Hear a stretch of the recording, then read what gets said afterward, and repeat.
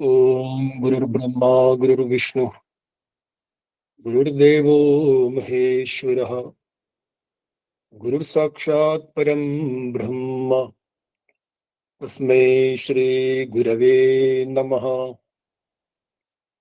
ओम श्रीनारायण गुरुराद्यां शिवलिंगार्य मध्यमां श्रीबोधानंद संसरन्दिं अस्मदाचार्य पर्यन्तां शिष्य संघान्वितां शुभां गुरुचैतन्य समन्वितां दिव्यां ज्ञानप्रवाहिनीं वन्दे तां चेतनां पुनः।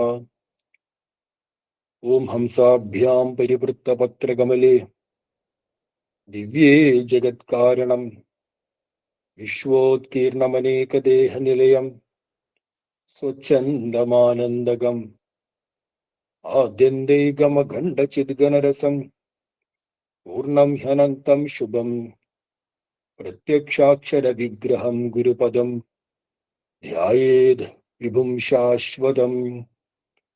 ओम श्रीनारायण परमगुरवे नमः। ओम श्री ശാരദാംബായൈ നമഃ. ഇന്നത്തെ പഠന ക്ലാസ്സിൽ പങ്കുചേരാൻ എത്തിയിരിക്കുന്ന എല്ലാ സജ്ജനങ്ങൾക്കും ഹൃദയംഗമായ സ്വാഗതം. സ്മൈൽ സാധനയുടെ ഓൺലൈൻ പഠന ക്ലാസ്സിൽ ഷൺമുഖ ദശകം,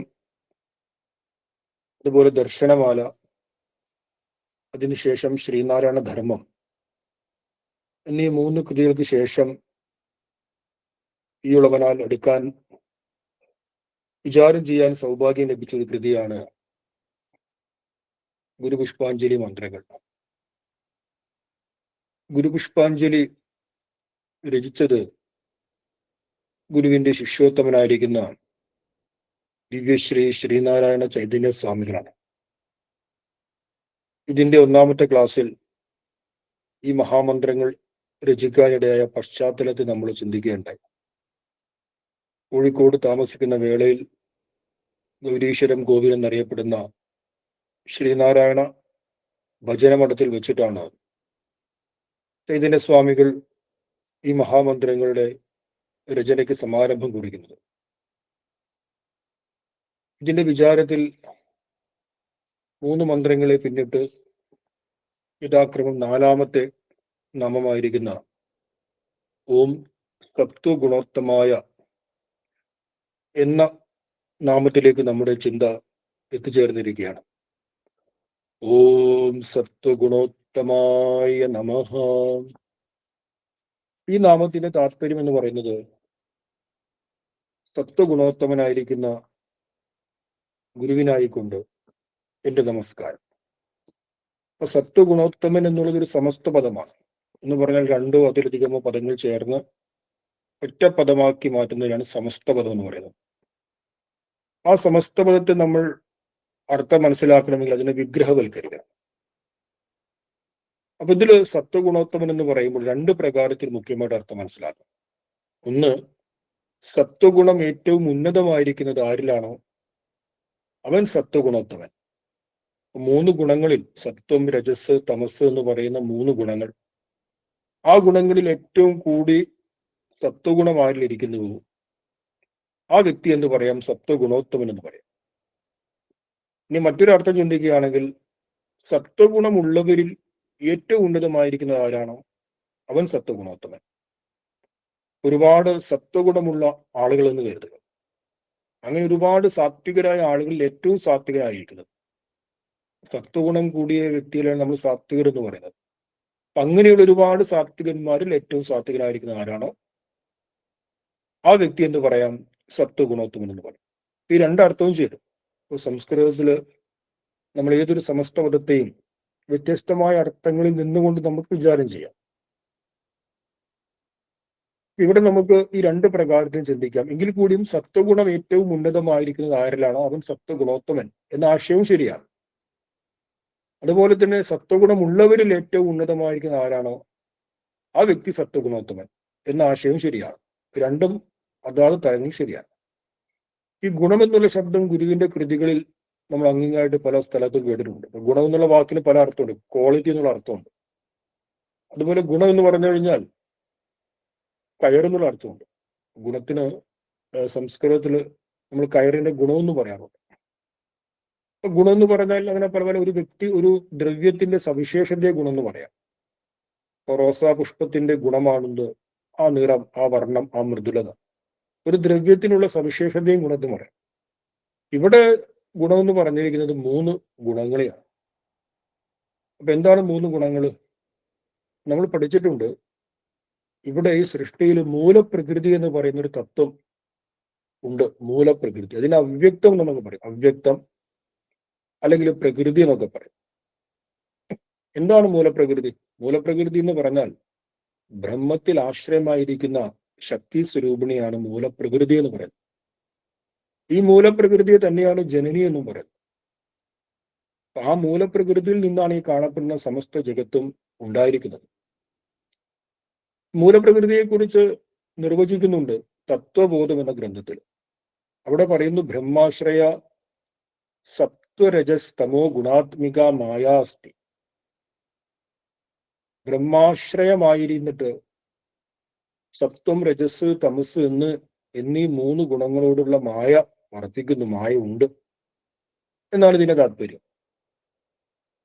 ഇവിടെ മായ എന്ന് പറയുന്നതും പ്രകൃതി എന്ന് പറയുന്നതും മൂലപ്രകൃതി എന്ന് പറയുന്നതൊക്കെ ഒരേ ഒരു ശക്തി സ്വരൂപിണിയാണ്, ഒരേ ഒരു തത്വത്തെയാണ്. അതിന് അവ്യക്തം എന്നും പറയും. അത് നമ്മൾ കൂടുതലായി ഗുരുവിന്റെ കൃതികൾ പഠിക്കുമ്പോൾ അല്ലെങ്കിൽ സാമ്പ്രദായികമായ ചില ഗ്രന്ഥങ്ങൾ പഠിക്കുമ്പോൾ എന്താണ് ഈ മൂലപ്രകൃതി എന്നുള്ള ആശയം കൂടുതൽ സ്പഷ്ടമാകും. അപ്പൊ ബ്രഹ്മത്തിൽ ആശ്രയമായിരുന്നുകൊണ്ട് എന്ന് പറയുമ്പോൾ എങ്ങനെയാണോ അഗ്നിയിൽ ഉഷ്ണം ആശ്രയമായിരിക്കുന്നത്, നമുക്ക് അഗ്നിയിൽ നിന്ന് ഉഷ്ണത്തെ വേർതിരിച്ച് കാണിക്കാൻ പറ്റുമോ? ആ ഉഷ്ണം വേറെ വെക്കൂ, അഗ്നിയെ വേറെ കൊണ്ടുവരൂ എന്ന് പറയാൻ സാധിക്കുമോ? ഇല്ലല്ലോ. കാരണം ഉഷ്ണം എന്താണ്? അഗ്നിയുടെ അഭിന്ന ശക്തിയാണ്. അതേപോലെ തന്നെ ബ്രഹ്മത്തിന്റെ അഭിന്ന ശക്തിയാണ് മായ, മൂലപ്രകൃതി, അവ്യക്തം എന്നൊക്കെ പറയുന്ന ആ തത്വം. അതെന്താണ്? സത്വരജസ് തമോ ത്രിഗുണാത്മിക എന്ന് പറയും. സത്വം, രജസ്, തമസ് എന്നീ 3 ഗുണങ്ങൾ ചേർന്നതിനെയാണ് എന്ത് പറയുന്നത്? മായ എന്ന് പറയുന്നത്. ആക്ച്വലി മായ എന്ന് പറഞ്ഞാൽ സത്വം, രജസ്, തമസ് ഇത് 3 ചേർന്ന് കഴിഞ്ഞാൽ അതിനെ മായ എന്ന് പറയുന്നു, അതിനെ പ്രകൃതി എന്ന് പറയുന്നു, അതിനെ മൂലപ്രകൃതി എന്ന് പറയുന്നു, അവ്യക്തം എന്ന് പറയുന്നു. അങ്ങനെ പല പല പേരുകളിൽ ദാർശനികന്മാർ അതിനെ വിളിക്കുന്നു. ഈ 3 ഗുണത്തെ തന്നെയാണ് പ്രകൃതി എന്ന് പറയുന്നത്, മൂലപ്രകൃതി. ഇപ്പൊ ഗുരുദേവൻ ദർശനമാലയിൽ നമ്മൾ വിചാരം ചെയ്ത ഗ്രന്ഥമാണ് ദർശനമാല. ആ ദർശനമാലയിൽ ആസീത് പ്രകൃതിരേവേദം എന്ന് പറയുന്നത് ഈ കാണുന്നത് ഇങ്ങനെയുള്ള രൂപത്തിന് മുമ്പേ, ഇതൊക്കെ ഉണ്ടാകുന്നതിന് മുമ്പ്, ഈ പ്രപഞ്ചം നമ്മൾ കാണുന്ന രീതിയിൽ ഉണ്ടാകുന്നതിന് മുമ്പ് പ്രകൃതി മാത്രമായിരുന്നു. അത് മൂലപ്രകൃതിയായിരുന്നു. അതിന്റെ സ്വരൂപത്തിലേക്ക് മടങ്ങിയിട്ടുണ്ടെന്ന് പറയും.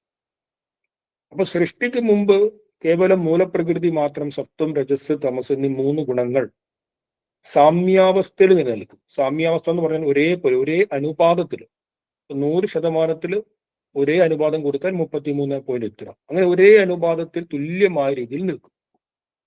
എന്നാൽ ഈ അനുപാതത്തിന് ചെറിയൊരു ഇളക്കം വരുമ്പോൾ അതിനെ വൈഷമ്യാവസ്ഥ എന്ന് പറയും. ആ വൈഷമ്യാവസ്ഥയിൽ, ആ ഇളക്കത്തിലാണ് എന്ത് സംഭവിക്കുന്നത്? ഈ സൃഷ്ടി സംഭവിക്കുന്നത്.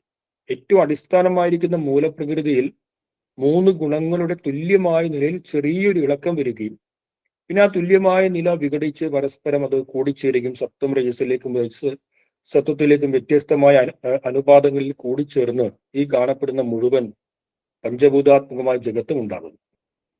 അതാണ് ഗുരുദേവൻ മേലായ മൂലമതി ആലാവൃതം ജനനി നീ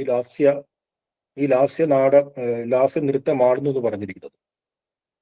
അതായത് മേലായ മൂലമതിയില്, ആ പരബ്രഹ്മ തത്വത്തില് അതിനെ ആശ്രയിച്ച് വർത്തിക്കുന്ന മൂലപ്രകൃതി മായ എന്ന് പറയുന്ന ആ തത്വം നീ ലാസ്യമാടി വിടുമി കീലാല വായു അനല കോലാഹലം ഭുവന മാലാപമാത്രമഖിലം. ആ പരമമായ ബ്രഹ്മത്തിൽ ആശ്രയിച്ച് എങ്ങനെയാണോ അഗ്നിയിൽ ഉഷ്ണം ആശ്രയിച്ചിരിക്കുന്നത്, അതേപോലെ പരമാത്മാവിന്റെ ബ്രഹ്മത്തിന്റെ അഭിന്ന ശക്തിയായിരിക്കുന്ന മൂലപ്രകൃതി, ആ മൂലപ്രകൃതിയിൽ ചെറിയൊരു ലാസ്യ നൃത്തം വരുന്നു. എന്ന് പറയുമ്പോൾ ചെറിയൊരു ഇളക്കം വരുന്നു. ഈ സത്വം, രജസ്, തമസ് എന്നിവയുടെ അനുപാതത്തിൽ ഇളക്കം വരുന്നു. ആ ഇളക്കം വന്നതിന് ശേഷം എന്ത് സംഭവിക്കുന്നു? കീലാല വായുനല കോലാഹലം ഭുവന മാലാപ മാത്രമഖിലം. ഈ കാണപ്പെടുന്ന സർവ്വ ജഗത്തും വായു, അഗ്നി, ജലം തുടങ്ങിയ പഞ്ചഭൂതാത്മകമായ ജഗത്ത് ഉത്പന്നമാകും. അപ്പൊ ജഗത്തിന്റെ പരിണാമ കാരണം എന്നുള്ളത് മൂലപ്രകൃതിയാണ്. ജഗത്തിന്റെ വിവർത്ത കാരണമാണ് ബ്രഹ്മം. അത് നമ്മൾ മറ്റൊരു അവസരത്തിൽ ചിന്തിച്ചൊരു കാര്യമാണ്. അതുകൊണ്ട് ആസീത് പ്രകൃതി രേഖേദം എന്ന് ഗുരു ദർശനമാലയിൽ പറഞ്ഞിട്ടുണ്ട്. ഈ കാണപ്പെടുന്ന ജഗത്ത്, പ്രപഞ്ചം ഇങ്ങനെ ഉണ്ടാകുന്നതിന് മുമ്പ് മൂലപ്രകൃതി എന്നുള്ള അവസ്ഥയായിരുന്നു. മൂലപ്രകൃതിയെ കുറിച്ച് നമുക്ക് മനസ്സിലാക്കണമെങ്കിൽ നമ്മുടെ ഗാഠനിദ്രയെ കുറിച്ച് മനസ്സിലാക്കിയാൽ മതി. ഗാഠനിദ്രയുടെ അവസ്ഥയാണ് മൂലപ്രകൃതി. അപ്പൊ ഗാഠനിദ്രയിൽ നിന്ന് നമ്മൾ ഉണർവിലേക്ക് വരുന്നൊരു നിമിഷമുണ്ട്. നമ്മളിനി എത്ര ഗാഠനിദ്രയിലായാലും ബാഹ്യമായി നമ്മെ ആരും ശല്യപ്പെടുത്തിയിട്ടില്ലെങ്കിൽ കൂടിയും ഏതോ ഒരു ഘട്ടത്തിൽ നമ്മൾ ഉണർവിലേക്ക് വരുന്നു, നമ്മൾ ഉണരുന്നു. യാതൊരു അലോസരവും ഇല്ല, നമ്മെ ശല്യപ്പെടുത്താൻ ആരുമില്ല എന്ന് കരുതുക. സ്വച്ഛന്തമായ ഉറക്കം. അതിങ്ങനെ ദീർഘകാലം നീണ്ടുപോയില്ല. ഒരു ഘട്ടത്തിൽ ഏതാനും മണിക്കൂർ കഴിഞ്ഞാൽ നമ്മൾ വീണ്ടും ഉണർവിലേക്ക് വരും. ഇത് തന്നെയാണ് മൂലപ്രകൃതിയെ മനസ്സിലാക്കാൻ നമുക്ക് വ്യക്തിഗതമായ തലത്തിലുള്ള ഉദാഹരണം. ആ ഉണർവ് എന്താണ്? ഗാഠനിദ്രാ സമയത്ത് നമ്മുടെ ഉള്ളിലുള്ള സത്വം, രജസ്, തമസ് എന്നിവ തുല്യ അവസ്ഥയിലാണ്. അതിന് ചെറിയൊരു ഇളക്കം വരുന്ന സമയത്ത് നമ്മൾ വലിയ ഉണർവിലേക്ക് വരും. അതേപോലെ തന്നെ ഈ സൃഷ്ടി ആദ്യം ആസീത് പ്രകൃതിരേ വേദം. ഈ സൃഷ്ടി മൂലപ്രകൃതി സ്വരൂപത്തിലായിരുന്നു, ഗാഠമായ അവസ്ഥയിൽ. അവിടെ ഗുണങ്ങൾക്ക് ചെറിയൊരു അനുപാത വ്യത്യാസം വന്നപ്പോൾ ഈ കാണപ്പെടുന്ന മുഴുവനും ബ്രഹ്മാണ്ടവും ഉണ്ടാവുകയാണ്. അതുകൊണ്ട് തന്നെ ഈ മൂലപ്രകൃതിയിൽ നിന്നാണ് ഈ കാണപ്പെടുന്ന സമ്പൂർണ്ണ ജഗത്തും മനുഷ്യരുൾപ്പെടെയുള്ള എല്ലാ പ്രാണിവർഗങ്ങളും ഉണ്ടായതുകൊണ്ട് ഒരു വിശേഷതയുണ്ട്. എന്താണ് വിശേഷത? ഗുരു പറയുന്നു, ഇതം സൃഷ്ടുവാ പ്രകൃതേരനുപ്രവിശ്യതി.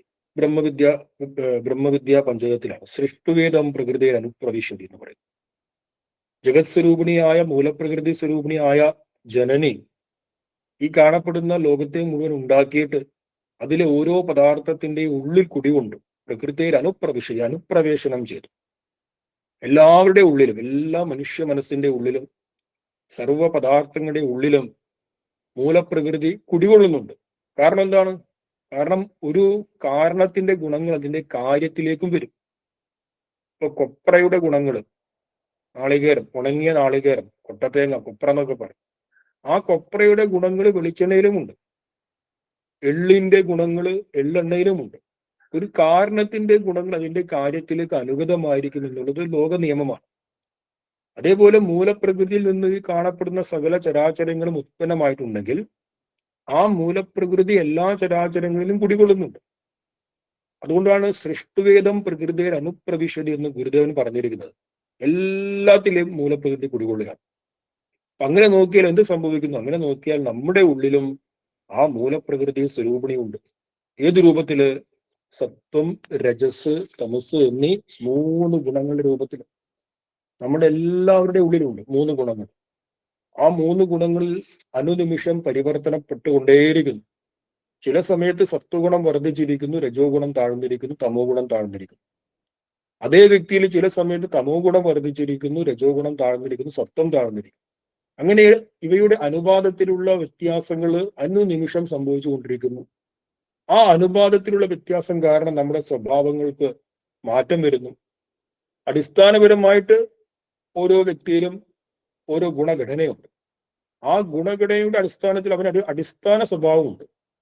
അതേപോലെ തന്നെ ആ ഗുണഘടന നിരന്തരം പരിവർത്തനപ്പെട്ടുകൊണ്ടിരിക്കുന്നു, മാറ്റങ്ങൾക്ക് വിധേയമായിക്കൊണ്ടിരിക്കും. മാറ്റങ്ങൾ എന്ന് പറഞ്ഞു കഴിഞ്ഞാൽ ഇവയുടെ റേഷ്യോ എപ്പോഴും മാറിക്കൊണ്ടിരിക്കും.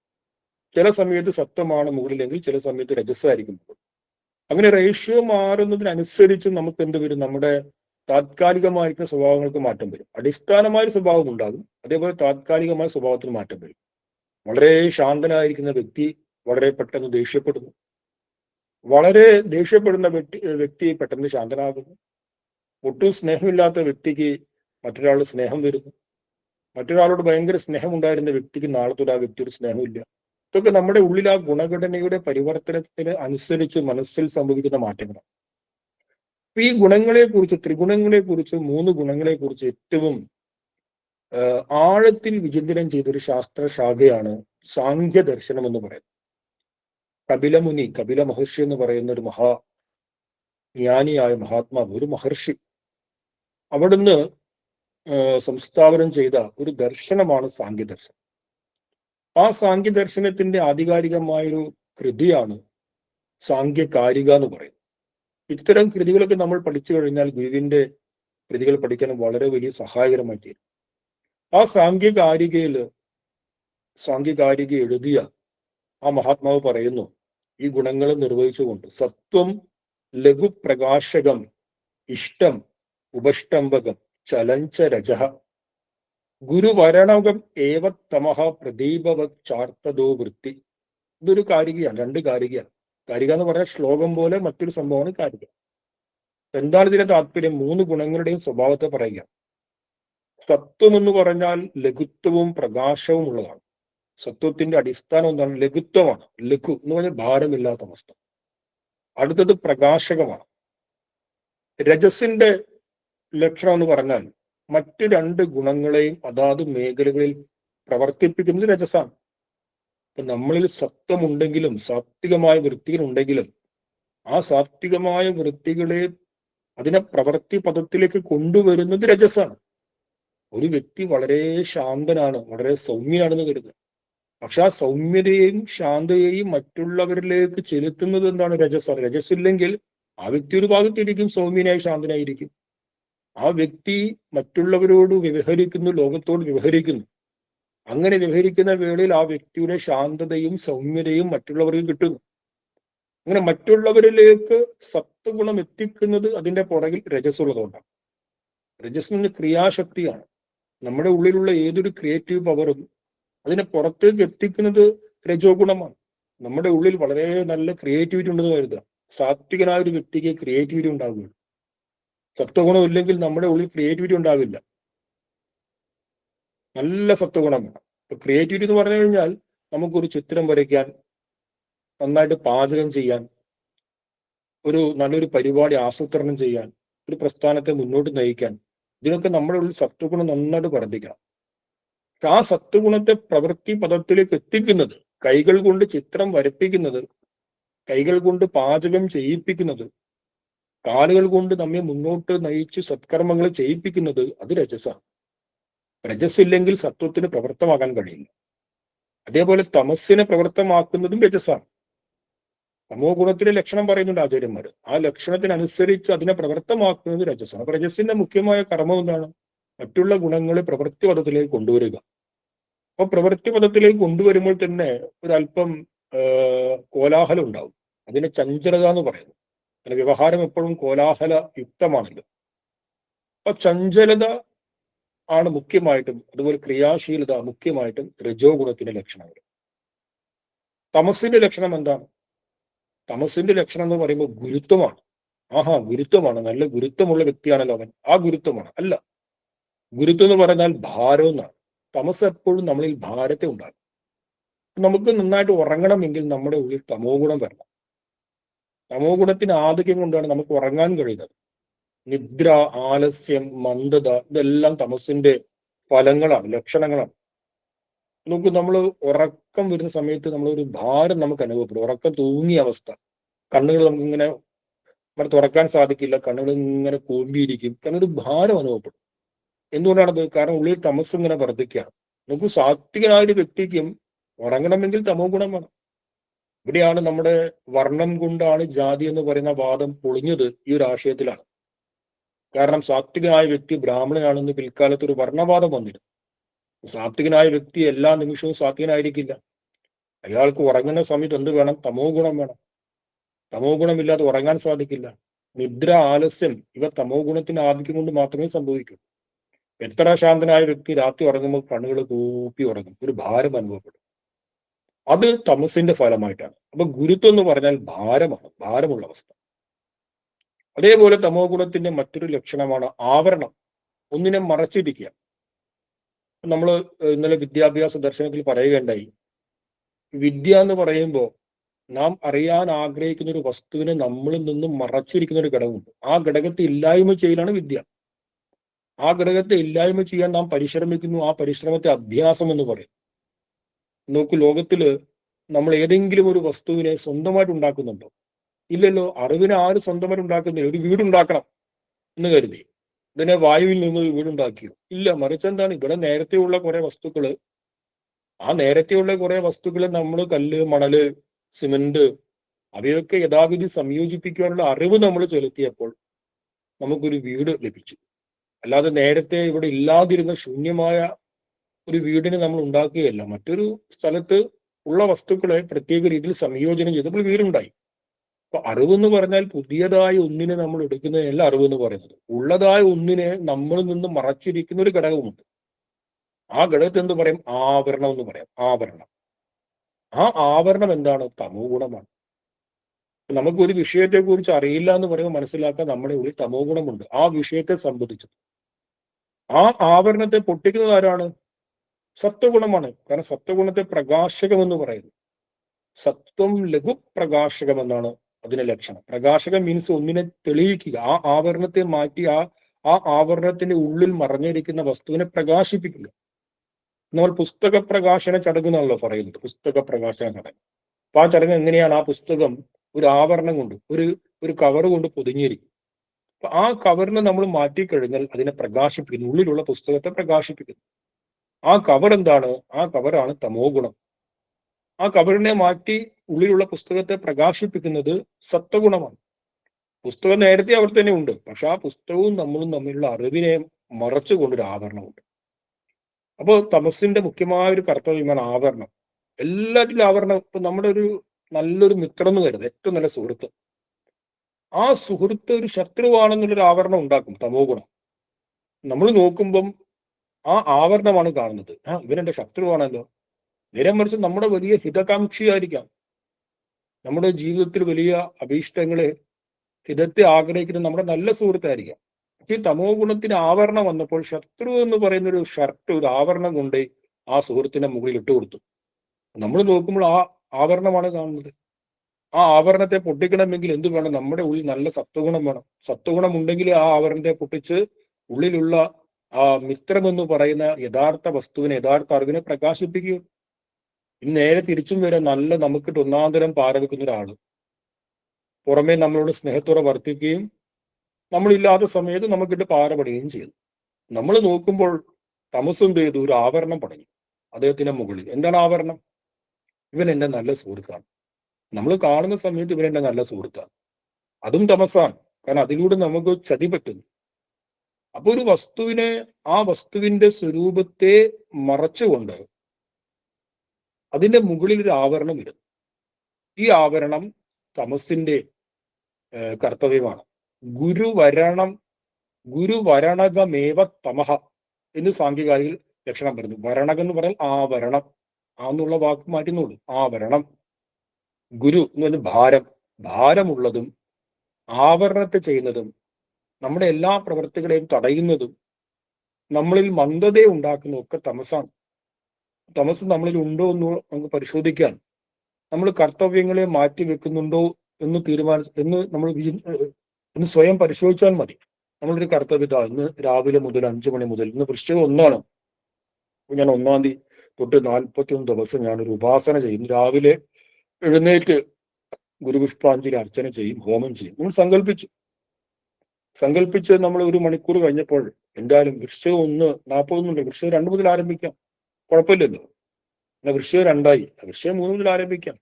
അങ്ങനെ നോക്കുമ്പോൾ വൃശ്ചികം 41 ഒരു ദിവസം പോലും നമ്മൾ രാവിലെ എഴുന്നേറ്റ് ഉപാസന ചെയ്തിട്ടില്ല. ഇങ്ങനെ നമ്മുടെ കർത്തവ്യങ്ങളെ മാറ്റി നാളേക്ക് മാറ്റി വെച്ച് നമ്മെ അത് ചെയ്യുവാൻ അനുവദിക്കാത്തത് നമ്മുടെ ഉള്ളിൽ തമസാണ്. അപ്പൊ എന്ത് ചെയ്യുക? ബോധപൂർവം ബലപൂർവ്വം അതിനെ നമ്മൾ പൊട്ടിക്കണം. നിർബന്ധപൂർവ്വം എത്ര ഇനി ക്ഷീണമാണെങ്കിലും ബോധപൂർവ്വം എഴുന്നേറ്റ് ചുമ്മാ അവിടെ ഇരുന്നൊരു 10 മിനിറ്റ് ജീവിക്കുക. അപ്പോൾ എന്ത് സംഭവിച്ചു? ആ തമസിന്റെ ആവരണത്തെ നമ്മൾ പൊളിച്ചു കളഞ്ഞു. അതുകൊണ്ട് അടുത്ത ദിവസം വീണ്ടും നമുക്ക് ഇരുന്ന് പ്രാർത്ഥിക്കാൻ ഉള്ള മനോഭാവം ഉണ്ടാവും. അത് തമസ്സിന് വശപ്പെട്ട് ജീവിച്ചു കഴിഞ്ഞാൽ അത് വലിയ ഒരു സുഖകരമായൊരു ജീവിതമായിരിക്കില്ല, ഹിതകരമായൊരു ജീവിതമായിരിക്കില്ല. തമസ് നമ്മുടെ ജീവിത പരാജയത്തിന് ഹേതുവായ വലിയൊരു ഘടകമാണ്. നമ്മളിൽ തമോ ഗുണം വർദ്ധിക്കാൻ ഒരുപാട് ഹേതുക്കളുണ്ട്. നമ്മൾ കഴിക്കുന്ന ഭക്ഷണം, നമ്മുടെ ജീവിത സാഹചര്യങ്ങൾ, അന്നപാനീയങ്ങൾ, സുഹൃത്തുക്കള്, ആ താമസ സ്ഥലം എല്ലാം നമ്മുടെ ഉള്ളിലെ തമസ്സിനെ സ്വാധീനിക്കുന്നു. അതുകൊണ്ട് ഉള്ളിൽ കഴിയുന്നതും തമോ ഗുണം ഇല്ലാതിരിക്കുന്നതാണ് നമ്മൾ ജീവിതത്തിന്റെ ഏത് മേഖലയിലായാലും വിജയിക്കുവാനുള്ള ഹേതു എന്ന് മനസ്സിലാക്കും. അപ്പൊ ഇത്രയും ഗുണങ്ങളിൽ സത്വഗുണ സമ്പന്നനാണ് ഗുരു എന്ന് പറയും. അപ്പൊ സത്വഗുണത്തിന്റെ ചില ലക്ഷണങ്ങൾ കൂടി ആചാര്യന്മാർ പറയുന്നുണ്ട്. സത്വം നാമ പ്രകാശാത്മകം തത്വം ഇത് ആത്മസ്വരൂപസ്യ ബോധകം ഭവതി. ഇത് ഒന്നാമത്തെ ഒരു ലക്ഷണമാണ്. സത്വം എന്ന് പറഞ്ഞാൽ അത് പ്രകാശാത്മകമാണ്, ആത്മസ്വരൂപത്തെ അറിയിക്കുന്ന ഘടകമാണ്. നമ്മളെല്ലാവരും ഈശ്വര അന്വേഷണത്തിൽ ഇറങ്ങിയിട്ടുണ്ടെങ്കിൽ ആ ഈശ്വരാന്വേഷണത്തിലേക്ക് നമ്മെ പ്രേരിപ്പിച്ചത് സത്വഗുണമാണ്. കാരണം സത്വഗുണത്തിന് മാത്രമേ ഒന്നിനെ പ്രകാശിപ്പിക്കാൻ കഴിയൂ. സത്വഗുണത്തിന്റെ ഏറ്റവും അടിസ്ഥാന ലക്ഷണമായിട്ട് നമ്മൾ പഠിച്ചിരിക്കുന്നത് പ്രകാശാത്മകമെന്നാണ്. തത്ര സത്വം നിർമ്മലത്വാത് പ്രകാശകം അനാമയം എന്ന് ഗീതയിൽ പറയുന്നു. സത്വഗുണത്തിന്റെ ലക്ഷണമാണ് പ്രകാശിപ്പിക്കുക, ഒന്നിനെ വെളിപ്പെടുത്തുക. അപ്പോ ഈശ്വരാന്വേഷണത്തിലേക്ക് നമ്മൾ ഇറങ്ങിയിരിക്കുന്നത് നമ്മുടെ ഉള്ളിൽ സത്വഗുണമുള്ളത് കൊണ്ടാണ്. അപ്പൊ ഒരു ലക്ഷണമായിട്ട് ആചാര്യന്മാര് പറയുന്നു, സത്വം നാമ പ്രകാശാത്മകം തത്വം യത് ആത്മസ്വരൂപസ്യ ബോധകം ഭവതി. ആത്മസ്വരൂപത്തെ ബോധിപ്പിക്കുന്നത് നമ്മുടെ ഉള്ളിലെ സത്വഗുണമാണ്.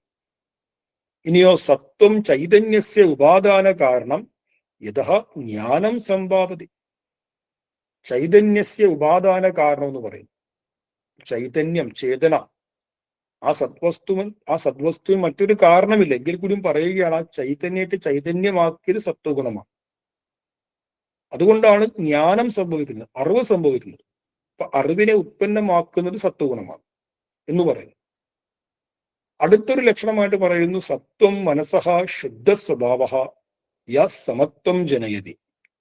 മനസ്സിന്റെ ഏറ്റവും നിർമ്മലമായ ശുദ്ധമായ സ്വഭാവം നമുക്ക് സ്വയം അനുഭവിക്കാൻ കഴിയുന്നുണ്ടെങ്കിൽ മനസ്സിലാക്കാൻ നമ്മളിൽ അത്യധികം സത്വം വർദ്ധിച്ചിരിക്കുന്നു. അങ്ങനെയുള്ള സത്വഗുണം ഉണ്ടെങ്കിലേ സമത്വം ജനയതി, അത് സമത്വത്തെ ജനിപ്പിക്കുകയുള്ളൂ. അപ്പൊ നമ്മുടെ ദൃഷ്ടി, നമ്മുടെ വിചാരം ചിന്തിക്കുക. നമുക്ക് ഭേദഭാവനകളോട് കൂടിയാണ് ഈ ലോകത്തെ നോക്കാൻ കഴിയുന്നത്. ഞാൻ ഉയർന്ന ജാതി, അവൻ കീഴ്ജാതി. ഞാൻ വിശേഷ മതക്കാരൻ, അവൻ ഹീന മതക്കാരൻ. ഞാൻ വിശേഷമായ ഒരു ഗോത്രക്കാരൻ, അവൻ ഹീനൻ. ഞാനൊരു പുരുഷൻ, ഞാനൊരു ആണ്, അവളൊരു പെണ്ണ്, നിസ്സാര പെണ്ണ്. ഞാൻ വളരെ ഗംഭീരമായ രാഷ്ട്രീയ പാർട്ടി, ഒരു മതേതര ജനാധിപത്യ രാഷ്ട്രീയ പാർട്ടി, മറ്റേയാൾ നാലാംകിട രാഷ്ട്രീയ പാർട്ടി. അങ്ങനെ നമുക്ക് ഭേദഭാവനകളോട് കൂടിയിട്ടാണ് ലോകത്ത് ജീവിക്കാൻ കഴിയുന്നത് എങ്കിൽ മനസ്സിലാക്കാൻ നമ്മുടെ ഉള്ളിൽ സത്വമില്ല. എനിക്ക് വ്യക്തമായിട്ട് അറിയാവുന്ന ഒരു വ്യക്തി നമ്മുടെ ഗ്രാമത്തിൽ ഉണ്ടായിരുന്ന ഒരു വ്യക്തിയാണ്. നമുക്കറിയാം ചില രാഷ്ട്രീയ പാർട്ടിക്കാർക്ക് ഈശ്വര വിശ്വാസമോ മറ്റോ അവരത്ര അതിനെ ഫോളോ ചെയ്യുന്നില്ല. ചില രാഷ്ട്രീയക്കാർക്ക് വലിയ വിശ്വാസമുള്ള ആൾക്കാരുണ്ട്. അങ്ങനെ രാഷ്ട്രീയപരമായിട്ട് വലിയ വിശ്വാസമൊന്നും ഇല്ലാത്ത ഒരു രാഷ്ട്രീയ പാർട്ടിയിൽ ആ പ്രദേശത്തെ ഒരു പ്രധാനപ്പെട്ട ഒരു പ്രമുഖനായ ഒരു വ്യക്തി. പക്ഷെ ആ വ്യക്തി വളരെയധികം ശാന്തനാണ്. ആ പ്രദേശത്ത് രാഷ്ട്രീയമായിരിക്കുന്ന കൊലപാതകങ്ങളും മറ്റും നിരന്തരം നടക്കുന്ന ഒരു പ്രദേശമാണ്. വളരെ സംഘർഷാത്മകമായ പ്രദേശമാണ്. അങ്ങനെയുള്ള പ്രദേശത്ത് ഈ വ്യക്തിയെ കടുത്ത ശത്രുതയിലുള്ള എതിർ രാഷ്ട്രീയക്കാര് പോലും വളരെയധികം സ്നേഹിക്കുന്നു. ആ വ്യക്തിയുടെ വീടുകളിൽ വരുന്നു. നമുക്ക് വടക്കൻ മലബാറിലൊക്കെ നമുക്ക് ചിന്തിക്കാൻ കഴിയുന്നതിനപ്പുറത്താണ് ഈ രാഷ്ട്രീയവും ജനങ്ങളും തമ്മിലുള്ള ആ ബന്ധം. അവരവരുടെ മതത്തെക്കാളും ജാതിയേക്കാളും അവരുടെ ജീവനേക്കാളും ഈ രാഷ്ട്രീയത്തെക്കാളും താൻ വിശ്വസിക്കുന്ന പ്രസ്ഥാനത്തിന് വേണ്ടി ജീവൻ ബലിയർപ്പിക്കാൻ യാതൊരു മടിയില്ല. അങ്ങനെ വളരെ സെൻസിറ്റീവായ ഒരു ഗ്രാമത്തില് എതിർ രാഷ്ട്രീയക്കാർക്ക് പോലും വളരെയധികം സ്നേഹവും ബഹുമാനം തോന്നുന്ന ഒരു വ്യക്തി എനിക്ക് നേരിട്ടറിയാം. അദ്ദേഹം മരിച്ചുപോയി. വളരെയധികം ശാന്തൻ, പരമമായിരിക്കുന്ന ശാന്തൻ. ആര് വന്നു കഴിഞ്ഞാൽ ഒരേപോലെ കാണുന്നു. അദ്ദേഹത്തിന് ഒരു കാര്യം ചെയ്തു കൊടുക്കാൻ സഹായിക്കാൻ തന്റെ പാർട്ടിയെന്നോ മറ്റൊരു പാർട്ടിയെന്നോ തന്റെ ജാതിയെന്നോ മറ്റൊരു ജാതിയെന്നോ യാതൊരു ഭേദഭാവമില്ല. എന്തുകൊണ്ട് സാധിക്കുന്നു? ആ വ്യക്തിയുടെ ഉള്ളിൽ സത്വം അത്രയ്ക്കധികം വർദ്ധിച്ചിരിക്കുന്നു. അപ്പൊ നമ്മൾ ഏത് മേഖലയിലും ആയിക്കൊള്ളട്ടെ, നമ്മുടെ ഉള്ളിൽ സാത്വികമായ ഗുണത്തിന് വർധനമുണ്ടെങ്കിൽ നമുക്ക് മനസ്സിലാക്കാം നമ്മളിൽ ഭേദഭാവന മെല്ലെ മെല്ലെ കുറഞ്ഞു വരും. ഒരിക്കലും ഒരാളെ ജാതിയുടെ പേരിലോ അല്ലെങ്കിൽ ഒരാളെ മതത്തിന്റെ പേരിലോ രാഷ്ട്രീയത്തിന്റെ പേരിലോ നമുക്ക് അകറ്റാൻ സാധിക്കില്ല. പ്രത്യയശാസ്ത്രപരമായ വിചാര വിമർശനങ്ങൾ നടക്കും. ആ ആശയത്തെ നമ്മൾ എതിർക്കും, വിമർശിക്കും. പക്ഷെ എന്താണ്, ആ വ്യക്തിയെ നമ്മൾ ഒരിക്കലും എതിർക്കില്ല. ആ വ്യക്തിയോട് നമുക്ക് വലിയ സ്നേഹമായിരിക്കും. അങ്ങനെ എല്ലാവരിലും സമത്വത്തെ സമത്വം ജനയതി, സമത്വ ദൃഷ്ടിയെ ഉണ്ടാക്കുന്നത് സത്വഗുണമാണെന്ന് ആചാര്യന്മാർ പറയുന്നു. സത്വഗുണം വർദ്ധിച്ചാൽ മാത്രമേ സമത്വ ദൃഷ്ടി ഉണ്ടാവുകയുള്ളൂ. വീണ്ടും പറയുന്നു, സത്വം യത് ജീവനം ധർമ്മമാർഗേ സ്ഥാപ്യത. നമ്മുടെ ജീവിതത്തെ ധർമ്മമാർഗത്തിൽ, ശ്രീനാരായണ ധർമ്മമാർഗത്തിൽ അഥവാ ധർമ്മമാർഗത്തിൽ ഉറപ്പിക്കുന്നത് സത്വഗുണമാണ്. സത്വം യത് വ്യവഹാരം ശുദ്ധം സൗമ്യം ച കരോതി. ഇതൊരു ലക്ഷണമായിട്ട് ആചാര്യന്മാര് പറയുന്നു. നമ്മുടെ വ്യവഹാരത്തെ ശുദ്ധവും സൗമ്യവുമാക്കി തീർക്കുന്നത് സത്വഗുണമാണ്. സത്വം യഹ നിർണയേഷു വിവേകം ജനയതി. നിർണയേഷു എന്ന് പറഞ്ഞാൽ നമ്മുടെ തീരുമാനങ്ങളിൽ വിവേകത്തെ ജനിപ്പിക്കുന്നത് സത്വഗുണമാണ്. സത്വഗുണം ഇല്ലാത്ത ഒരാൾക്ക് ഒരിക്കലും ഉചിതമായൊരു തീരുമാനമെടുക്കാൻ കഴിയില്ല. അതുകൊണ്ട് പറയുന്നു, നമ്മുടെ ഭരണാധികാരികളുടെ ലക്ഷണത്തിൽ പറയുന്നുണ്ട്, പ്രാചീന ശാസ്ത്രങ്ങൾ, ധർമ്മശാസ്ത്രങ്ങൾ, ഭരണാധികാരി രജോ ഗുണം മാത്രമല്ല അതീവ സാത്വികനുമായിരിക്കണം. കാരണം ക്രിയാശീലത ഉള്ള നല്ല രജസ്സുള്ള ആൾക്കാരാണ് ഭരണാധികാരികൾ ആകേണ്ടത് എന്നൊരു പൊതുമാന്യതയുണ്ട്. പക്ഷെ ഭരണാധികാരികൾ എങ്ങനെയായിരിക്കണം? വളരെയധികം സാത്വികന്മാരായിരിക്കണം. എന്തുകൊണ്ട്? തീരുമാനങ്ങൾ, കൃത്യമായ തീരുമാനം എടുക്കണമെങ്കിൽ നമ്മുടെ ഉള്ളിൽ സത്വം വേണം. സത്വഗുണം ഇല്ലെങ്കിൽ നമ്മുടെ തീരുമാനങ്ങൾ പലപ്പോഴും പാളിപ്പോകും. നമ്മുടെ തീരുമാനങ്ങൾ പാളാൻ കാരണം രജസ്സിനാൽ പ്രേരിതമായിട്ടോ തമസ്സിനാൽ പ്രേരിതമായിട്ടോ തീരുമാനങ്ങൾ എടുത്തത് കൊണ്ടാണ്. അതുകൊണ്ട് സത്വം യഹ നിർണയേഷു വിവേകം ജനയതി. നമ്മുടെ ഉള്ളിൽ വിവേകത്തെ ജനിപ്പിക്കുന്നത്, തീരുമാനങ്ങളിൽ വിവേകത്തെ ജനിപ്പിക്കുന്നത് സത്വഗുണമാണ്. അപ്പൊ ഗുരുവിന്റെ ജീവിതം നമ്മൾ പരിശോധിച്ച് നോക്കൂ. ഗുരുവിന്റെ ജീവിതത്തില് ഗുരുവിനെ സത്വഗുണോത്തമൻ എന്ന് ചൈതന്യ സ്വാമികൾ വിശേഷിപ്പിക്കാൻ കാരണം ഏറ്റവും വലിയൊരു മഹിമയായിട്ട്, അതും അത്ഭുതകരമായൊരു മഹിമയായിട്ട് നമുക്ക് ദർശിക്കാൻ കഴിയുന്നത്, ഇപ്പൊ ഏത് ചെറിയ ഒരു മാറ്റം വരുത്തണമെങ്കിലും നമുക്ക് എന്തെങ്കിലുമൊക്കെ ഒരു കോലാഹലം, ഒരു ബഹളം ഉണ്ടാക്കണം. എങ്ങനെയുള്ള മാറ്റം? ഒരു സ്ഥലത്ത് കുറെ കാലമായി ഒരു സിസ്റ്റം നിലനിൽക്കുകയാണെന്ന് കരുതുക. ആ നിലനിൽക്കുന്ന സിസ്റ്റത്തെ ഒന്ന് പരിവർത്തനപ്പെടുത്തണമെങ്കിൽ ഒറ്റയടിക്ക് സാധിക്കില്ല. കാരണം എത്രയോ കാലമായി വേരൂന്നിയ സിസ്റ്റമാണ്. നമ്മളൊരു ആശ്രമത്തിലേക്ക് വന്നു എന്ന് കരുതുക. ആ ആശ്രമത്തില് നമ്മുടെ മുമ്പ് വേറൊരു വ്യക്തിയായിരുന്നു എന്ന് കരുതുക. ആ വ്യക്തി കുറെ കാലമായി ഉണ്ടാക്കിയൊരു സിസ്റ്റമുണ്ട്. നമ്മൾ വന്നപ്പോൾ നമ്മുടേതായ ഒരു സിസ്റ്റം അപ്ലൈ ചെയ്യാൻ ശ്രമിക്കുമ്പോൾ എന്തായാലും ഭയങ്കര ബഹളം ഉണ്ടാവും. ആ ബഹളത്തിൽ നമ്മളും പെടും, അവരും പെടും, മൊത്തം അശാന്തമായിരിക്കും. അത് ആശ്രമം മാത്രമല്ല, ഏത് സ്ഥാപനമായിക്കൊള്ളട്ടെ, എന്തും ആയിക്കൊള്ളട്ടെ, കുറെ കാലം ഒരു സിസ്റ്റം കണ്ടിന്യൂസ് ആയിട്ട് നിലനിൽക്കുകയാണ്. അവിടെ നമ്മൾ കയറി നമ്മുടേതായ ഒരു പരിവർത്തനം പെടുത്തുമ്പോൾ നമുക്ക് ഒരുപാട് ഘട്ടങ്ങളിൽ ദേഷ്യം കാണിക്കേണ്ടി വരും, ക്രോധം കാണിക്കേണ്ടി വരും, ബഹളം കാണിക്കേണ്ടി വരും, ആകെ ബഹളമയമായിരിക്കും. അങ്ങനെയല്ലാതെ ഒരു മാറ്റവും വരുത്താൻ സാധിക്കില്ല. ലോകത്ത് വന്ന മാറ്റങ്ങൾ നോക്കൂ. ലോകത്തിൽ സാമുദായികമായ, മതപരമായ, രാഷ്ട്രീയപരമായ, വർഗപരമായ അടിച്ചമർത്തലുകൾക്കെതിരെ ജനസമൂഹം വലിയ പ്രതിഷേധമുയർത്തുകയും മാറ്റത്തെ കൊണ്ടുവരികയും ചെയ്തിട്ടുണ്ട്. ആ മാറ്റമൊക്കെ എത്രത്തോളം രക്തരൂക്ഷിതമായിരുന്നു, എത്രത്തോളം ഭീകരമായിരുന്നു. ആ മാറ്റങ്ങളുടെ അനന്തര ഫലങ്ങൾ ആലോചിച്ച് നോക്കും. എന്നാൽ സ്വാമി തൃപ്പാദങ്ങൾ മാറ്റം കൊണ്ടുവന്ന ശൈലി നോക്കും. സ്വാമി തൃപ്പാദങ്ങൾ കൊണ്ടുവന്ന മാറ്റം ഒരു മനുഷ്യനും കൊണ്ടുവരാൻ സാധിക്കാത്ത മാറ്റമാണ്. കാരണം 1 2 വർഷമല്ല, 10 20 വർഷമല്ല, ഒരു 100 200 വർഷമല്ല, സഹസ്രാബ്ദങ്ങളായി ഇവിടെ നിലനിൽക്കുന്ന ഒരു വ്യവസ്ഥയാണ്. സഹസ്രാബ്ദങ്ങളായി ഇവിടെ നിൽക്കുന്ന വ്യവസ്ഥയെ തീർത്തും രക്തരഹിതമായ വിപ്ലവത്തിലൂടെ മാറ്റിമറിക്കാൻ കഴിയുക എന്ന് പറഞ്ഞാൽ ലോക ചരിത്രത്തിൽ ആരും തന്നെ കാണിക്കാത്ത ഒരു കാര്യമാണ്. ഏറ്റവും വലിയ സത്വഗുണോത്തമനായ ജീസസ് ക്രൈസ്റ്റ് പോലും അദ്ദേഹം ആ അടിസ്ഥാന ജനവിഭാഗങ്ങളിൽ പ്രവർത്തിച്ച് മാറ്റം കൊണ്ടുവരാൻ ശ്രമിച്ചപ്പോൾ എത്രമാത്രം അത് രക്തരൂക്ഷിതമായി തീർന്നു. ഒടുവിൽ അദ്ദേഹത്തെ തന്നെ ക്രൂശിലേറ്റേണ്ടി വന്നു. നമുക്കറിയാം, മക്കയിലും മദീനയിലും അന്നത്തെ കാലത്ത് മാറ്റം കൊണ്ടുവരാൻ ശ്രമിച്ചപ്പോൾ എത്രമാത്രം അത് രക്തരൂക്ഷിതമായി തീർന്നു. ലോകത്തെല്ലായിടത്തും കുറെ കാലം നിലനിൽക്കുന്ന ഒരു വ്യവസ്ഥിതിക്ക് ഒരു പരിവർത്തനപ്പെടുത്താൻ വേണ്ടി ആരെങ്കിലും ശ്രമിച്ചിട്ടുണ്ടെങ്കിൽ അത് രക്തരൂക്ഷിതമായിട്ടേ അത് പരിവർത്തനപ്പെടുകയുള്ളൂ. പക്ഷെ സ്വാമി തൃപ്പാദങ്ങൾ സഹസ്രാബ്ദങ്ങളായി നിലനിൽക്കുന്ന വലിയൊരു വിശ്വാസധാരയെ അരുവിപ്പുറം പ്രതിഷ്ഠയിലൂടെ കീഴ്മേൽ മറിച്ച് എന്തെങ്കിലും സംഭവിച്ചു? കേരളത്തിൽ രക്തപ്പുഴ ഒഴുകിയോ? ഇല്ല. എന്തുകൊണ്ട്? അതാണ് ഏറ്റവും വലിയ പരിവർത്തനം വരുത്തുമ്പോൾ പോലും അവിടെ യാതൊരു പ്രകാരത്തിലുള്ള കോലാഹലങ്ങളും ഇല്ലാതിരിക്കണമെങ്കിൽ ആ പരിവർത്തനപ്പെടുത്തിയത് സത്വഗുണോത്തമനായിരിക്കും. ഇതാണ് ഗുരുവിനെ സത്വഗുണോത്തമൻ എന്ന് പറയാനുള്ള ഏറ്റവും വലിയ നിദർശനം. ഗുരുവിന്റെ സ്ഥാനത്ത് മറ്റൊരാൾക്കും ഇങ്ങനെ രക്തരഹിതമായ ഒരു വിപ്ലവം കൊണ്ടുവരാൻ സാധിക്കില്ല. അല്പമെങ്കിലും ഒന്ന് ഏറ്റുമുട്ടേണ്ടി വരും. അല്പം വാൾപ്രയോഗമോ അല്ലെങ്കിൽ കൈക്കരുത്തോ മസിൽ കരുത്തോ സംഘബലമോ കാണിച്ച് ഒരു പ്രതിരോധമെങ്കിലും തീർക്കേണ്ടി വരും. പക്ഷെ യാതൊരു പ്രതിരോധവും തീർക്കാതെ വളരെ സൗമ്യമായിട്ട് കീഴ്മേൽ മാറ്റിമറിച്ചു. എന്തുകൊണ്ട് മാറ്റിമറിച്ചു? കാരണം ഗുരു സത്വഗുണോത്തമനാണ്. ഇനി നോക്കൂ, സത്വഗുണോത്തമൻ എന്ന് പറഞ്ഞാൽ സത്വത്തിൽ നമ്മൾ ജ്ഞാനം, അറിവ് എന്നുള്ള അർത്ഥം കൊടുത്തു. ആവരണത്തെ മാറ്റി വസ്തുതയെ പ്രകാശിപ്പിക്കുക, അതിനാണ് ജ്ഞാനം എന്ന് പറയുന്നത്. അപ്പൊ വർണ്ണം, ഭാരതത്തിലെ രൂഢമൂലമായ ഒരു സിദ്ധാന്തമാണ് വർണ്ണവാദം. ആ വർണ്ണവാദത്തിൽ നിന്നുമാണ് ചാതുർവർണ്ണ്യം ഉത്പന്നമായത്. ആ ചാതുർവർണ്ണത്തിൽ നിന്നുമാണ് ജാതി വിവേചനം ഉണ്ടായത്.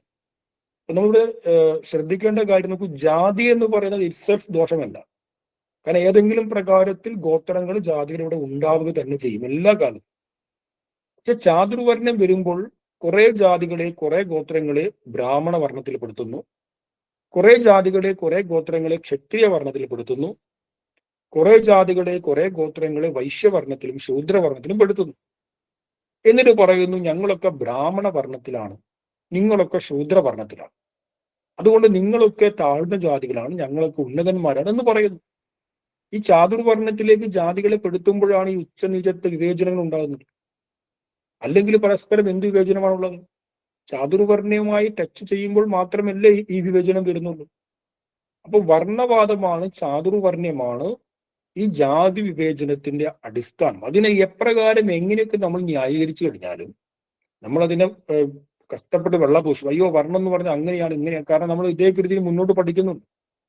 ശ്രുതിസിദ്ധ ബ്രാഹ്മണായ നമഃ എന്നൊക്കെ പറഞ്ഞ് വർണ്ണാശ്രമ വ്യവഹാരിനെ കുറിച്ച് പഠിക്കുന്നുണ്ട്. അപ്പോൾ കൂടുതൽ ചർച്ച ചെയ്യാം.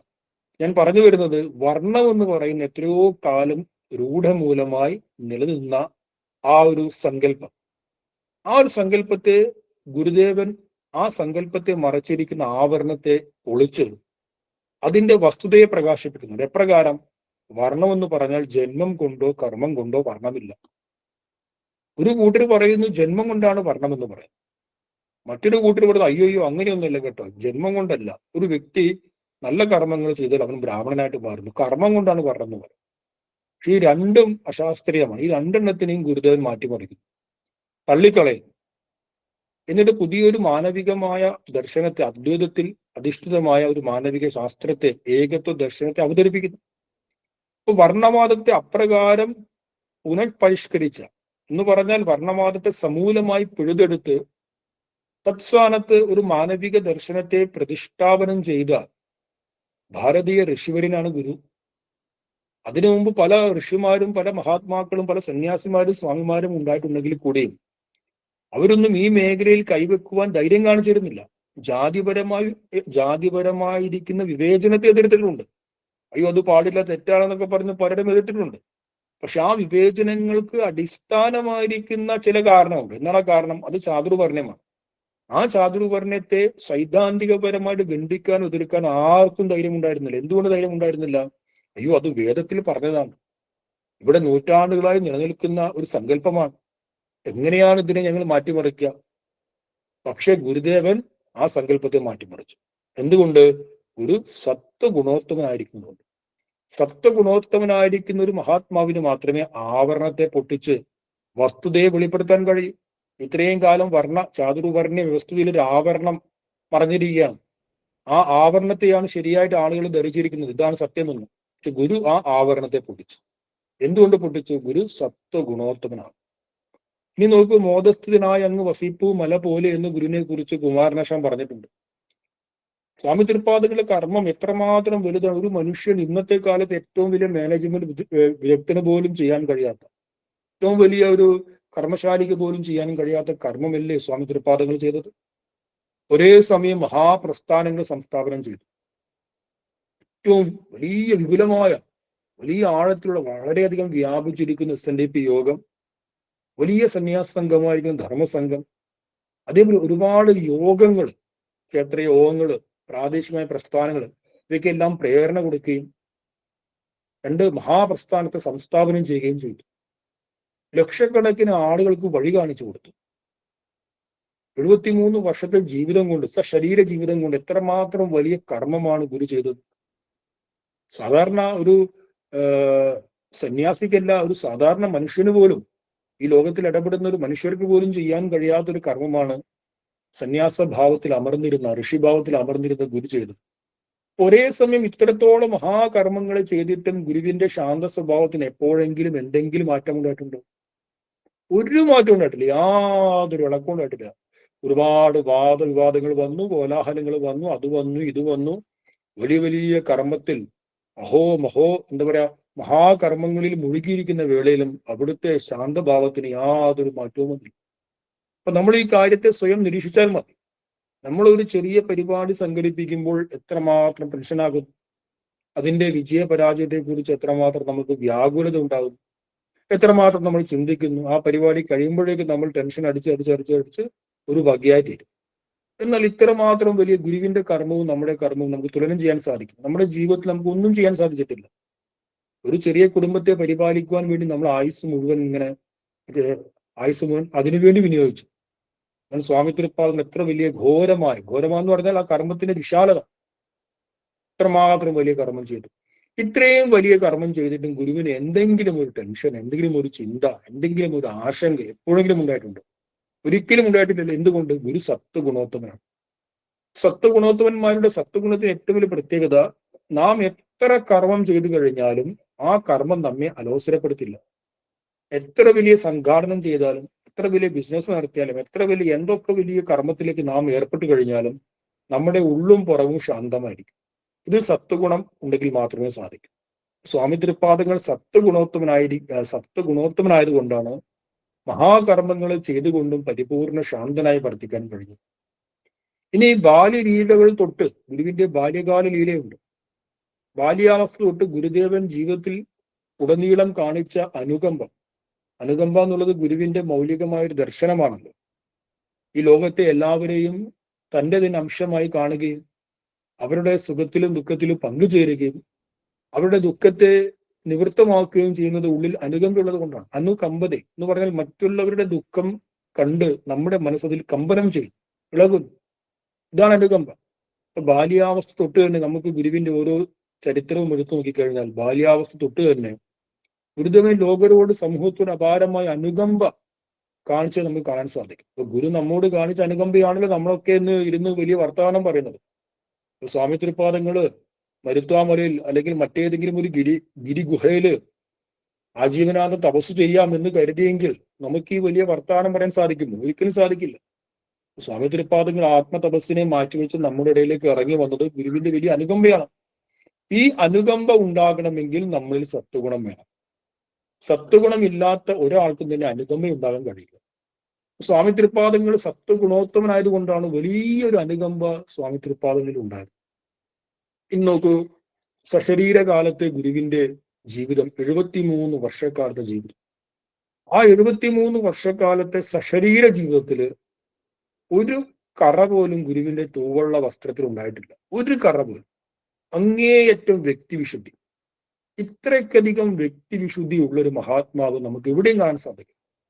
ഏതൊരു വ്യക്തിയുടെ ജീവിതത്തിലും എന്തെങ്കിലും പ്രകാരത്തിലുള്ള ആരോപണങ്ങൾ, സാമ്പത്തികവും അല്ലെങ്കിൽ ഏതെങ്കിലും പ്രകാരത്തിൽ ആ വ്യക്തി അറിഞ്ഞാലും അറിഞ്ഞില്ലെങ്കിലും സമൂഹം ഉന്നയിക്കും. പക്ഷെ സ്വാമി തിരുപ്പാദങ്ങളുടെ ആ 73 വർഷത്തെ സശരീര കാലഘട്ടത്തിൽ ഒരു കറ പോലും ആ തൂവള്ള വസ്ത്രത്തിൽ വീണിട്ടില്ല. കാരണം എന്താണ്? വ്യക്തിവിശുദ്ധി, അങ്ങേയറ്റത്തെ വ്യക്തിവിശുദ്ധി. ഒരു സ്ഫടികം പോലെ വിശുദ്ധമാണ് സ്വാമി തിരുപ്പാദങ്ങൾ അന്താക്കാറ്. ആ വ്യക്തിവിശുദ്ധി എങ്ങനെ ആർജിക്കുന്നു? സത്വഗുണോത്തമനാണ്. നമ്മളിൽ എത്രത്തോളം സത്വം വരുന്നുവോ അത്രത്തോളം നമ്മുടെ വ്യക്തിത്വം വിശുദ്ധമായിക്കൊണ്ടിരിക്കും. മറ്റുള്ളവർക്ക് നമ്മെ കാണുമ്പോൾ ഒരു വിശുദ്ധ ഭാവം, വളരെ ഒരു പ്യൂരിറ്റി അനുഭവപ്പെടും. അത് സ്വാമി തിരുപ്പാദങ്ങൾ സത്വഗുണോത്തമനായത് കൊണ്ടാണ് ഈ വ്യക്തിവിശുദ്ധി അവിടത്തേക്ക് ആർജിക്കാൻ കഴിഞ്ഞത്. ഇനി നോക്കൂ, ഇനി അടുത്തത് സത്വഗുണോത്തമനായിരിക്കുന്ന ഒരു മഹാത്മാവിന്റെ അടുത്ത ഒരു സവിശേഷതയാണ് അനുയായികളുടെ നിരുപാധിക വിധേയത്വം. സ്വാഭാവികമായ വിധേയത്വമുണ്ട്, നിരുപാധികമായ വിധേയത്വമുണ്ട്. ഒരു നേതാവിന് അല്ലെങ്കിൽ നേതാക്കള് അല്ലെങ്കിൽ ഒരു പ്രസ്ഥാനത്തിന്റെ, ഒരു മതത്തിന്റെ അധികാരി വർഗങ്ങളെ എപ്പോഴും അനുയായികൾ അവർക്ക് വിധേയപ്പെട്ട് ജീവിക്കുന്നു. അത് സ്വാഭാവികമായി വിധേയപ്പെടലുള്ളൂ. സ്വാഭാവികം എന്ന് പറഞ്ഞു കഴിഞ്ഞാൽ ഭയപ്പെട്ടിട്ട്, ഞാൻ അവന് വിധേയപ്പെട്ടിട്ടില്ലെങ്കിൽ എന്റെ സ്ഥാനം പോക്കാണ്, അല്ലെങ്കിൽ എന്റെ ജീവിതം കുളമാകും, എന്റെ ജീവൻ നഷ്ടപ്പെടും എന്നൊക്കെ പല പല ഭയങ്ങൾ കൊണ്ടാണ് പലരും പല നേതാക്കൾക്ക് കീജെ വിളിക്കുന്നത്. എന്റെ നേതാവ്, എന്റെ രാഷ്ട്രീയ നേതാവ് വലിയൊരു ആളാണ് എന്നൊക്കെ പറഞ്ഞ് പലരും തങ്ങളുടെ നേതാക്കന്മാർക്ക് കീജെ വിളിക്കുന്നത് അവർക്ക് ഭയന്നിട്ടാണ്. ഒന്നുകിൽ ജീവൻ നഷ്ടപ്പെടും, അല്ലെങ്കിൽ എന്ത് സംഭവിക്കുന്നു, അല്ലെങ്കിൽ സ്ഥാനം പോകും. നമ്മൾ ഏത് സ്ഥാപനത്തിൽ വർക്ക് ചെയ്യുമ്പോൾ നമ്മുടെ മുതിർന്ന ആളുകളെ, ആ സ്ഥാപന മേലധികാരികളെ നമ്മൾ ബഹുമാനിക്കുന്നതിന്റെ വലിയൊരു ഘടകം, വലിയൊരു ഹേതു എന്ന് പറയുന്നത് എന്റെ സ്ഥാനത്ത് നീക്കാൻ ഇയാൾക്ക് കഴിവുണ്ട്, അതുകൊണ്ട് ഇയാളോട് ഞാൻ ധിക്കാരം കാണിച്ച് എന്റെ സ്ഥാനം മാറും. ആ ഒരു തോന്നൽ കൊണ്ടാണ് നമ്മൾ അയാൾക്ക് വിധേയപ്പെട്ട് ജീവിക്കുന്നത്. ആ വിധേയത്തെയാണ് എന്ത് പറയുന്നത്, സ്വാഭാവിക വിധേയത്വം എന്ന് പറയുന്നത്. പക്ഷെ സത്വഗുണോത്തമനായ ഒരു മഹാത്മാവിന്റെ അടുത്ത് ജനങ്ങൾ വിധേയപ്പെടുന്നു. എങ്ങനെ വിധേയപ്പെടുന്നു? സമർപ്പണ ഭാവത്തിൽ അവരുടെ ജീവിതം, അവരുടെ ദ്രവ്യങ്ങളെല്ലാം ആ മഹാത്മാവിൽ സമർപ്പിക്കുന്നതും അത് നിരുപാധികമായിരിക്കുന്ന വിധേയത്വമാണ്, അൺകണ്ടീഷണൽ വിധേയത്വമാണ്. അവിടെ ഒരു കണ്ടീഷനും ഇല്ല. നമുക്ക് സ്വാമി തൃപ്പാദങ്ങളുടെ സമീപത്തേക്ക് എത്ര മഹാരഥന്മാർ വന്നു, ബോധാനന്ദ സ്വാമികൾ, സത്യവ്രത സ്വാമികൾ, ഇവരെല്ലാവരും ചില്ലറക്കാരൊന്നുമില്ലല്ലോ. നല്ല പ്രജ്ഞയും അറിവും തപോബലവും വേണമെങ്കിൽ ഒറ്റയ്ക്ക് നിന്നു കഴിഞ്ഞാൽ ഭാരതത്തിൽ അറിയപ്പെടുന്ന സാമൂഹ്യ നവോത്ഥാന നായകരുടെ ലിസ്റ്റിലേക്ക് വരാവുന്ന ആൾക്കാരാണ്. പക്ഷെ അവര് സ്വന്തം വ്യക്തിത്വം ഉൾപ്പെടെ എല്ലാം, വ്യക്തിത്വം മീൻസ് അവരുടെ ആ വ്യക്തിബോധം ഉൾപ്പെടെ എല്ലാം ഗുരുവിൽ സമർപ്പിച്ചു, പരിപൂർണമായിട്ടും ഗുരുവിന്റെ പാതാരബിന്ദുകളിൽ സമർപ്പിച്ചു. ആയിരക്കണക്കിന് ജനങ്ങൾ ഗുരു തെളിച്ച വഴിയേ പോയി. ആയിരക്കണക്കിന് ജനങ്ങൾ ഗുരുവിന്റെ പാതാരബിന്ദുകളിൽ തങ്ങളുടെ എല്ലാ വ്യക്തിത്വവും സമർപ്പിച്ചു. എന്തുകൊണ്ട്? ഗുരു സത്വഗുണോത്തമനാണ്. സത്വഗുണോത്തമനായിരിക്കുന്ന ഒരു മഹാത്മാവിന് മാത്രമേ നിരുപാധികമായ ഒരു സമൂഹത്തെ വിധേയപ്പെടുത്താൻ കഴിയൂ. അല്ലാത്ത എല്ലാ വിധേയപ്പെടലും എന്താണ്? അത് സ്വാഭാവികമാണ്, ഭയത്തിന്റെ ആധാരത്തിൽ നിന്നുമാണ്. ഇന്നും സ്വാമികൾക്ക് വേണ്ടി എത്ര ആളുകൾ അവരുടെ ജീവിതം, സമയം എല്ലാം മാറ്റിവെക്കുന്നു. എത്രയോ തിരക്കുള്ള മനുഷ്യര് സ്വാമികളുടെ കാര്യം പറയാനും, സ്വാമി തൃപ്പാദങ്ങളുടെ ദർശനത്തെ പ്രചരിപ്പിക്കുവാനും, സ്വാമി തൃപ്പാദങ്ങൾ പോയ വഴിയെ പോകുവാനും സ്വന്തം ജീവിതം മാറ്റിവെക്കുന്നു. എന്തുകൊണ്ടാണത്? സ്വാമി തൃപ്പാദങ്ങള് സത്വഗുണോത്തമായതുകൊണ്ട്. ഇനി സത്വഗുണോത്തമന്റെ അടുത്ത വലിയൊരു ലക്ഷണമാണ് വൈരശൂന്യത്വം എന്ന് പറയും. വൈരശൂന്യത്വം. ഇപ്പൊ ഗുരുവിന്റെ ലോകസംഗ്രഹ കർമ്മങ്ങൾ നമ്മൾ പരിശോധിച്ചു കഴിഞ്ഞാല് ഗുരുവിന് ശത്രുക്കൾ ഉണ്ടാവാൻ വലിയ സാധ്യതയുണ്ട്. കാരണം ആ രീതിയിലുള്ള ലോകസംഗ്രഹ കർമ്മമാണ് ഗുരു ചെയ്തത്. ഒരുപാട് ശത്രുക്കൾ ഉണ്ടാകാൻ നല്ല സാധ്യതയുള്ള മേഖലയിലാണ് ഗുരു പരിവർത്തനം കൊണ്ടുവന്നത്. പക്ഷെ ഒരു ശത്രുവും ഇല്ല. സ്വാമി തൃപ്പാദങ്ങളെ ആരും തന്നെ ശത്രുവായി കണ്ടിട്ടില്ല. ഈ നൂറ്റാണ്ടുകളിൽ നീണ്ടു നിന്ന ദുഷ്പ്രഭുക്കന്മാരുടെ, മേലാളന്മാരുടെ അതിനെ ചോദ്യം ചെയ്തപ്പോഴും ആരും സ്വാമികളെ ശത്രുസ്ഥാനത്ത് നിർത്തിയിട്ടില്ല. നേരെ മറിച്ച് തത്തുല്യമായ സേവനം ചെയ്യാൻ ശ്രമിച്ച പലരെയും ശത്രുവായി കാണുകയും പലരെയും പിടിച്ച് ജയിലിലാക്കുകയും ചെയ്തിട്ടുണ്ട്. പക്ഷെ ഗുരുവിനെ ഒരാൾ പോലും ഗുരുവിനെ ശത്രുവായിട്ട് കണ്ടില്ല. നിർവൈരത്വമാണ്. എന്താണ്? വൈരശൂന്യത്വം. ഗുരുവിന് ആരും ശത്രുവില്ല. ഒരാളും ഗുരുവിനെയും ശത്രുവായി കണ്ടിട്ടില്ല. അതെന്തുകൊണ്ടാണ്? അത് ഗുരുവിലുള്ള അപാരമായ സത്വഗുണം കൊണ്ടാണ്. ഗുരു സത്വഗുണോത്തമനായത് കൊണ്ടാണ് ആ ഒരു സംസിദ്ധി വന്നത്. ഇനിയോ നിർഭയത. നോക്കൂ, ഗുരുവിന്റെ ഒരു ജീവിതം നോക്കൂ. ഘോരമായ വനങ്ങളിലും ഗിരിഗുഹകളിലും ഏകാന്തവാസം ചെയ്തു അവിടുന്ന്. നമുക്ക് ആർക്കെങ്കിലും സാധിക്കുമോ? ഇപ്പൊ നമ്മുടെ മുറിയിൽ 2 മിനിറ്റ് കറണ്ട് പോയി, അയ്യോ പേടിച്ച് നമ്മൾ അങ്ങോട്ടും ഇങ്ങോട്ടൊക്കെ നോക്കും. രാത്രി ഒരു 10 മണിക്ക് കറണ്ട് പോയി, ഒരു വാഴ ഒന്ന് അനങ്ങി, നമ്മൾ ആകെ പേടിച്ച് നമ്മൾ കുറെ ചിന്തിച്ച്. എന്തുകൊണ്ട്? നമ്മുടെ ഉള്ളിൽ നിർഭയതയില്ല. സ്വാമി തിരുപ്പാദങ്ങൾ അന്നത്തെ കാലത്ത് ആ മരുത്വാമലയിലും ആ കൊടിതൂക്കി മലയിലും അന്നത്തെ കാലത്തെ സാഹചര്യം എന്തായിരുന്നു? ഘോര മൃഗങ്ങള്, വന്യമൃഗങ്ങള്. ഒരു മനുഷ്യന് ഒരു ദിവസം പോയിട്ട് അരമണിക്കൂർ അതിൽ ഒറ്റയ്ക്ക് ഇരിക്കാൻ പറ്റില്ല. അപ്പോഴേക്ക് നമ്മൾ പേടിച്ചോടും. ഒന്നും വേണ്ട. നമ്മുടെ ഒരു സുഹൃത്ത്, അദ്ദേഹം ഒരിക്കല് കുറച്ചു കാലം പിന്നെ മൂകാംബികയില് കുടജാദ്രി പോയി തപസ് ചെയ്യണം എന്നൊക്കെ പറഞ്ഞു. ഇപ്പൊ കുടജാദ്രി ഇതേപോലെ ഒരു വന്യമായ സ്ഥലമാണ്. ഇപ്പോഴവിടെ പ്രവേശനമില്ല. അന്നത്തെ കാലത്ത് ഒരുപാട് പേര് കുടജാദ്രിയിലെ ഗുഹയിലൊക്കെ, ചിത്രമൂല എന്ന് പറയുന്ന ഗുഹയിലൊക്കെ പോയി ഒരു ആഴ്ചക്ക് താമസിക്കാറുണ്ടായിരുന്നു. അങ്ങനെ ഈ സുഹൃത്ത് വലിയൊരു ആത്മീയമായ വലിയൊരു താല്പര്യത്തോടു കൂടി കുടജാദ്രി പോയി, സർവജ്ഞപീഠം പോയി, അതിന്റെ മേൽപോട്ട് ചിത്രമൂലയിൽ വലിഞ്ഞു കയറി. അപ്പൊ ഒരാഴ്ചത്തേക്കുള്ള പാത്രങ്ങളൊക്കെ കൊണ്ടുവന്നിരുന്നു. പാത്രങ്ങളില്ല, ഭക്ഷണ സാധനങ്ങൾ അതുണ്ടാക്കാനുള്ള പാത്രങ്ങളൊക്കെ കൊണ്ടുവന്നിരുന്നു. ഒരാഴ്ച ഗുഹയിൽ ഇരുന്നൊരു ധ്യാനം ചെയ്യണമെന്നായിരുന്നു സങ്കല്പം. അങ്ങനെ പാത്രമൊക്കെ ഒരു ഭാഗത്ത് വെച്ച സമയത്ത് ഒരു അരമണിക്കൂർ കഴിഞ്ഞപ്പോൾ പാത്രം ഇങ്ങനെ ഇളകുന്നു. നല്ല ശബ്ദം, ടട്ടത് പാത്രം ഇളകുന്നു. നോക്കിയ സമയത്ത് ഒരു ഉഗ്രൻ അണനിസാറും എല്ലാം നീങ്ങി പോകും. ഉടനെ പുള്ളിക്കാരൻ ഒരാഴ്ചയുള്ള എല്ലാ തപസ്സും മാറ്റിവെച്ച് നേരെ താഴോട്ട് വന്നു. നോക്കൂ, അരമണിക്കൂർ അവിടെ ഇരിക്കാൻ പറ്റില്ല. എന്തുകൊണ്ടാണ്? ഉള്ളിൽ നിർഭയതയില്ല. പക്ഷെ സ്വാമി തിരുപ്പാദങ്ങൾ ലോക സേവാർത്ഥം മാത്രമാണ് ഇറങ്ങി വന്നത്. അല്ലെങ്കിൽ ഗുരു ആജീവനാന്തം ഏതെങ്കിലും ഗിരിഗുഹകളിൽ, കൊടൂരമായ ഗിരിഗുഹങ്ങളിൽ ആജീവനാന്തം തപസ്യയായിട്ട് വസിച്ചേനെ. അന്നത്തെ കാലത്ത് കൊടിതൂക്കിമല അല്ലെങ്കിൽ പിളതരം ഗുഹ എന്നൊക്കെ പറഞ്ഞാൽ അത്രമാത്രം അത് വന്യജീവി സങ്കേതങ്ങളാണ്. അവിടെ ഗുരുവിന് യാതൊരു അല്ലലുമില്ലാതെ സ്വച്ഛന്തമായി ജീവിക്കാൻ കഴിഞ്ഞത് ഗുരുവിന്റെ ഉള്ളിലുള്ള അപാരമായ നിർഭയത കാരണമാണ്. ആ നിർഭയത ഉണ്ടാക്കിയത് സത്വഗുണമാണ്. ഗുരു സത്വഗുണോത്തമനായതുകൊണ്ടാണ്. അതുപോലെ തന്നെയാണ് സൃഷ്ടിപരത എന്നൊരു ഗുണമുണ്ട്. സത്വഗുണം നമ്മളിൽ വർദ്ധിക്കുമ്പോൾ സൃഷ്ടിപരത ഉണ്ടാകും. എന്താണ് സൃഷ്ടിപരത എന്ന് പറഞ്ഞാൽ? ഇപ്പൊ പ്രസ്ഥാനങ്ങള്, ഗ്രന്ഥങ്ങള്, ശിഷ്യന്മാര്, ഇവരെയൊക്കെ സൃഷ്ടിക്കുവാൻ ഒരു സത്വഗുണോത്തമന്മാർക്കേ കഴിയുള്ളൂ. ഒരു പ്രസ്ഥാനത്തെ ഉണ്ടാക്കുക എന്ന് പറഞ്ഞാൽ ചില്ലറ കാര്യമില്ല. ഏതെങ്കിലും ഒരു ക്ലബ്ബ് തുടങ്ങുന്ന പോലെയല്ല ഒരു മഹാപ്രസ്ഥാനം. യുഗങ്ങൾ രേഖപ്പെടുത്തിയ മഹാപ്രസ്ഥാനങ്ങൾക്ക് സംസ്ഥാപനം ചെയ്യുവാൻ സത്വഗുണോത്തമന്മാർക്ക് സാധിക്കും. സ്വാമി തിരുപ്പാദങ്ങളിലെ നൂറുകണക്കിന് ശിഷ്യന്മാർ, സ്വാമി തിരുപ്പാദങ്ങളിൽ ലോകത്തിന് സംഭാവന ചെയ്ത അമൂല്യമായ കൃതികൾ, ഇന്നും ലോകം ഗഹനതയോടുകൂടി പഠിച്ചുകൊണ്ടിരിക്കുന്ന കൃതികൾ, അങ്ങനെ ഒരുപാട് കാര്യങ്ങൾ സൃഷ്ടിക്കുവാൻ സ്വാമി തിരുപ്പാദങ്ങൾക്ക് സാധിച്ചത് ഗുരു സത്വഗുണോത്തമനായിരിക്കുന്നത് കൊണ്ടാണ്. അപ്പൊ ഇങ്ങനെയുള്ള സത്വഗുണോത്തമനായ ഗുരുവിനായിക്കൊണ്ട് എന്റെ നമസ്കാരം എന്നതാണ് ഈ മന്ത്രത്തിന്റെ താല്പര്യം. നമ്മൾ ആ മന്ത്രങ്ങളൊക്കെ ജപിക്കുന്ന വേളയിൽ ഈ അർത്ഥമൊക്കെ നമ്മുടെ ഉള്ളിൽ കടന്നു പോകണം. കേവലം ഒരു വാക്കല്ലത്. സത്വഗുണം എന്ന് പറയുമ്പോൾ ഗുരുവിന്റെ സ്വരൂപത്തെ വലിയ രീതിയിൽ വരച്ചു കാണിക്കുകയാണ് ചൈതന്യസ്വാമികൾ ചുടും. ഓം സത്വഗുണോത്തമായ നമഃ. ഓം തത്സത്ത്. ശ്രീനാരായണ ഗുരുവർപ്പണമസ്തു. നമുക്ക് അടുത്ത ക്ലാസ്സിൽ ഇതിന്റെ അടുത്ത ഭാഗം വിചിന്തനം ചെയ്യാം. ശരി.